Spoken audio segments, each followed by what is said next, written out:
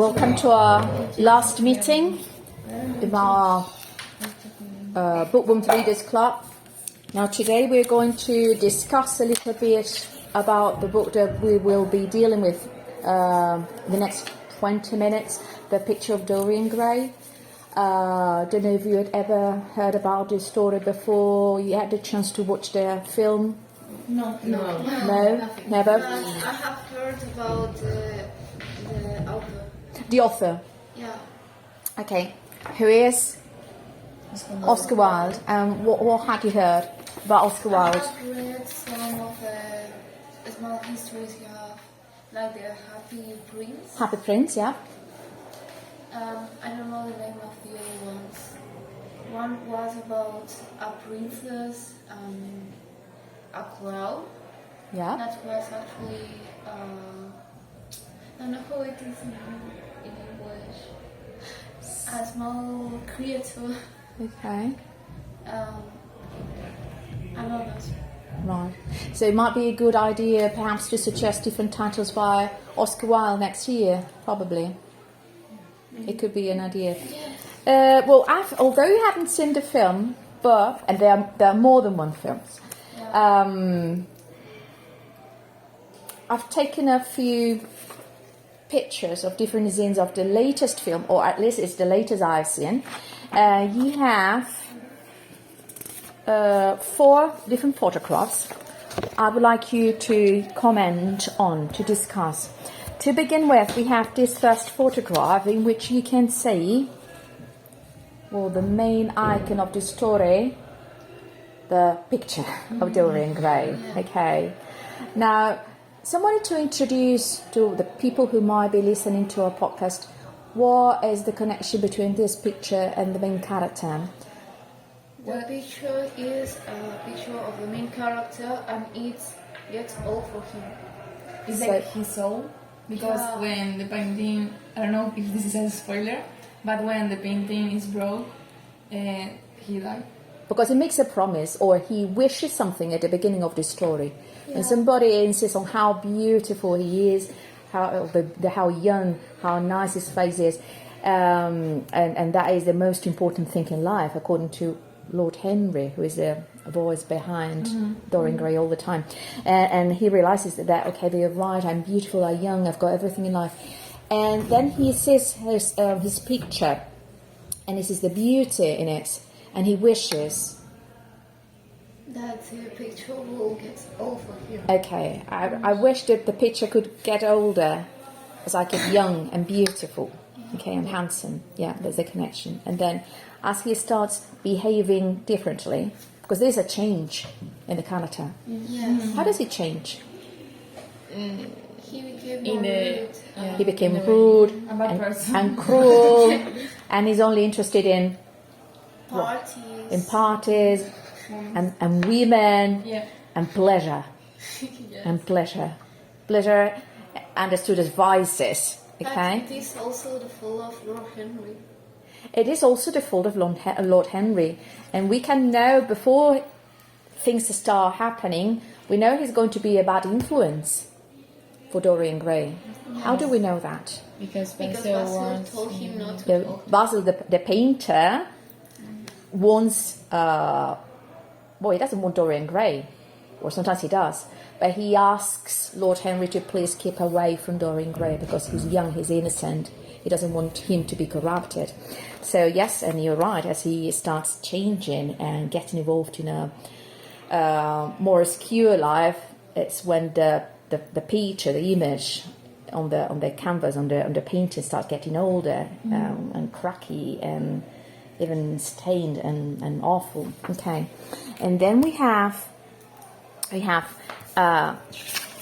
are the photograph, which represents, you can see in the middle, the face of Dorian Gray and something in the background, which is some ladies.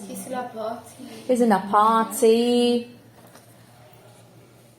Not very educated lady, not very serious people at the background. You can see a lot of makeup, a lot of feathers, and so he must be perhaps in a club. Yeah. Okay. He starts going to a particular area in London. Do you remember? He goes to buy opium. He knows the streets where he can get opium, That is a drug. and which is a drug, yeah. And he enjoys having that because he can forget what he's doing and how he's behaving. Okay, and then we have another photograph in which he is in company of two different people. Who do you think these two people are in these photographs? In that one, the man is Lord Henry. Lord and Henry. In the other one, it's Basil. Is Basil. And you can say in this first photograph, the person standing right next to him is Lord Henry because of what he's doing. Yes. Yeah, he's whispering. He's whispering in his ear. He's telling him what to do and how to enjoy life, how to focus on the pleasures of life. And then we have Basil, With the picture. who is the painter, who could have been a good influence on him, but obviously he cut off his connection as soon as he starts getting involved in Lord Henry's life and Lord Henry's parties and dinners, because they're all the time having lunch and having dinner together. It seems to me like it's always lunch and dinner, lunch and dinner. Okay, well, I also have some pieces of paper where I've written different questions, which is more or less what we did in our last meeting. So I would like each of you to pick one. Okay, I've got 7, so we have more than one for each of you. So just pick one, and you can take one for Adriana. Yeah. So, do we have someone who fancies beginning? Who? No one? Venga, Vicky. No. No? You don't want to be the first one? Explaining there was different ways do Basil and Lord Henry influence Dorian. Okay. In which 2 different ways do Basil and Lord Henry influence Dorian Gray? Yeah, all the Dorian is the influence and the crab and particularly with the... Okay. It's like, we've already said, more or less, we have Henry who tries to protect, to influence him, to see. He compares him to. Well, we'll see that question later. He's open into life. He says you're open into life, and you have to enjoy that. There's a lot of pleasure you can enjoy, and women, and parties, and music, and so you have to make the most of all of that. Whereas we have Basil, the painter, who is more protective and is a kinder person, and he wants to take care of Dorian, but he cannot, obviously, because they start getting more and more separated. Okay? Next question. Mercedes. Dorian Gray instant and wonder. He does hold his head. He feels strange, different. These are words said by Dorian Gray when he realized something is changing in him. Who is he changing? What has caused this change? So he realizes, the moment he starts changing, he realizes he's doing so. And the question is, what causes this change? In part is full of Lord Henry, but a part of full is his because he gets influenced by another people's ideas, while he does not have idea of his own. But he's also aware when he does something wrong. When is it the first time that he realizes he's becoming a cruel person? When Sylvia died. When she's killed. Yeah. She's killed. And obviously she commits suicide, but she's forced somehow by Dorian Gray's actions and decisions. And could you explain what's happening around Civil Vane and why did she decide to commit suicide? Because Dorian Gray, she told her that he would marry her, and then he just said that he didn't want because she did a bad action, a bad performance. Bad performance. Because she was playing Romeo and Juliet. She was a beautiful Juliet, and he had been going to the theatre and see how she played Juliet's role for so many nights before. And then one night he invites who? Basil and Lord Henry to see how his fiancée does and how good an actress she is. And then she does terribly. And he tries to justify her. She might be ill. She might have some sort of problem. She doesn't feel okay. But that's not the reason why she's doing so bad. No, it's because she's in love with... She's in love, so she cannot concentrate on what she's doing. Okay, she's in seventh heaven, so she cannot really know what she is doing. And she's being terrible as a Juliet that night.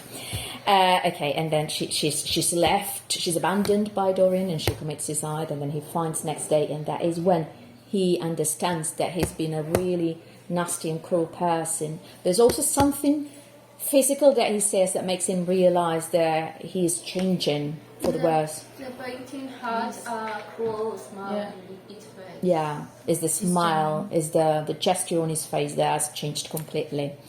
Right, one more question. What natural element is present from the beginning of the story in many scenes and moments? Have you noticed there's always a natural element? And actually when they start describing, the first scene is when, if I remember correctly, it's when Basil is painting. Yes. Okay, and there's like they're looking through the windows to the garden. And what's in the garden? Here we get a Flowers, and the smell of flowers. And then when they compare how Dorian Gray is beginning his life, is like a flower. The bloom of a flower. He's blossoming, he's opening to new life like a flower. And there's something that Lord Henry does with a flower. Where he plucks the petals, and he destroys the flower, which is a symbol of what he's doing with Dorian Gray as a person, with his life. Okay. So it is flowers, and they open into life, and how they destroy that flower throughout the story. One more question. What is Lord Henry attitude to women? But I don't know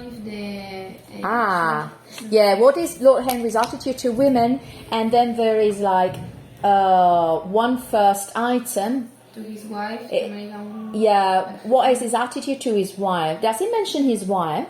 Yeah. He is a married man. He said that he doesn't talk with her. Sometimes we meet.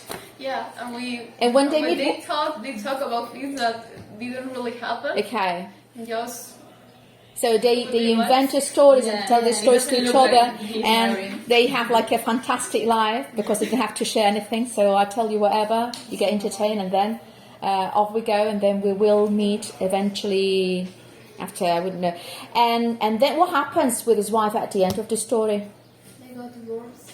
Yeah, she runs away with another gentleman. For money. And he's not particularly concerned, is he? No. But Probably, it's normal. it is normal in his life that women have affairs with some other gentleman.